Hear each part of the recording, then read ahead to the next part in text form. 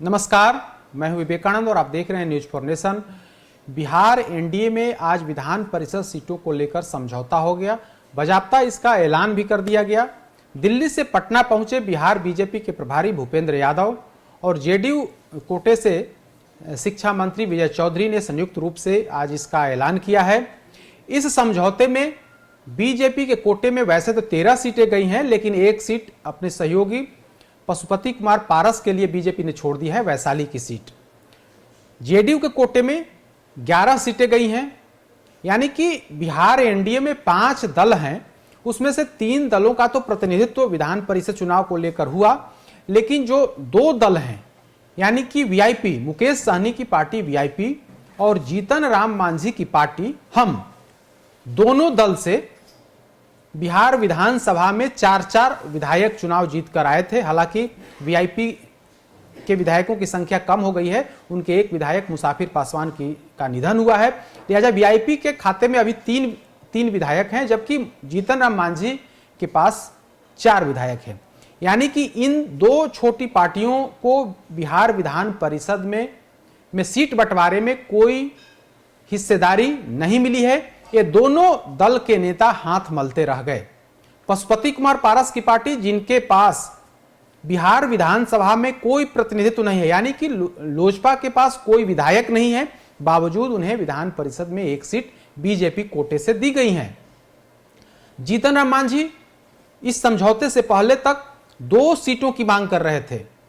जीतन राम मांझी से लेकर के उनके तमाम नेता यह कह रहे थे कि सीट बंटवारे में हमको, यानी कि जीतन राम मांझी को कम से कम 2 सीट पर उम्मीदवार उतारने का समझौता होना चाहिए, यानी कि 2 सीट उन्हें मिलनी चाहिए।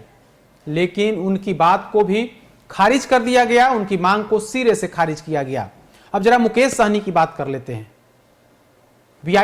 वीआईपी प्रमुख मुकेश सहनी अब तक यह कह रहे थे कि कम से कम 4 सीट उन्हें मिलनी चाहिए, यानी कि 24 सीटों में 4 सीट वीआईपी को मिलनी चाहिए। ऐसा उन्होंने लगातार, मुकेश सहनी और उनके जो प्रवक्ता हैं लगातार यह मांग कर रहे थे। लेकिन बीजेपी ने साफ मना कर दिया कि आपको एक भी सीट नहीं दी जाएगी। आज इस पर पुष्टि भी हो गई। हालांकि प्रदेश अध्यक्ष और डिप्टी सीएम तारकिशोर प्रसाद तो पहले भी कह चुके थे कि उन्हें हम विधान परिषद का जो चुनाव हुआ था उसमें मुकेश सहनी को हमने एडजस्ट कर दिया, उन्हें हम विधान परिषद में भेजकर माननीय बना दिए हैं, यानी कि एमएलसी बना दिए हैं। वैसे में अब कोई यहां पर इसमें कोई भागीदारी उनकी नहीं होगी, पहले भी स्पष्ट कर दिया गया था। लेकिन आज एक बार फिर से इस बात की पुष्टि हो गई कि बीजेपी मुकेश सहनी को एक भी सीट नहीं देगी। बीजेपी ने अपने कोटे से एक सीट पशुपति कुमार पारस के लिए छोड़ दिया है, वो सीट है वैशाली सीट। यानी कि मुकेश सहनी और मांझी की मांग को सिरे से खारिज कर दिया है। पशुपति कुमार पारस को इनाम मिल गया, जबकि बाकी ये जो दोनों दल हैं, ये दोनों दल के नेता हाथ मलते रह गए। जेडीयू और बीजेपी ने इन दोनों नेताओं को, इन दोनों दल के जो अध्यक्ष हैं, उनको कोई भाव नहीं दिया है। तो अब क्या करेंगे मुकेश सहनी? मुकेश सहनी यह कहते फिर रहे थे कि अगर मेरे खाते में 4 सीटें नहीं आई तो हम सभी 24 सीटों पर अपना उम्मीदवार उतारेंगे। बजाता उन्होंने इसका ऐलान भी किया था और कहा था कि हमारे पास कैंडिडेट की कमी नहीं है, कैंडिडेट इंतजार कर रहे हैं कि जैसे ही हरी झंडी मिले वे चुनाव प्रचार या जो जनसंपर्क है उसमें वो लग जाएंगे। तो ऐसे में अब मुकेश सहनी क्या करेंगे? क्या सभी 24 सीटों पर अपने उम्मीदवार उतारेंगे या फिर बीजेपी के दबाव में चुपचाप बैठ जाएंगे?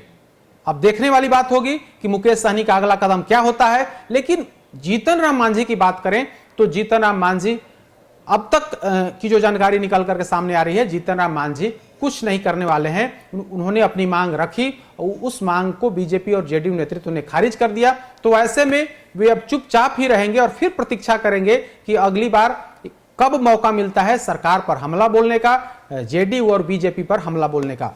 अब मुकेश सहनी आखिर क्या करेंगे? अब उनका कोई बयान अभी तक नहीं आया है, क्योंकि थोड़ी देर पहले बीजेपी जेडीयू का संयुक्त प्रेस कॉन्फ्रेंस हुआ है, उसके बाद अभी उनका कोई स्टेटमेंट नहीं आया है। अभी इंतजार करना होगा। लेकिन बड़ा सवाल यही है कि क्या मुकेश सहनी सभी 24 सीटों पर अपने उम्मीदवार उतारेंगे या बीजेपी के डर से चुप हो जाएंगे? अधिक अपडेट्स के लिए देखते रहिए न्यूज फॉर नेशन।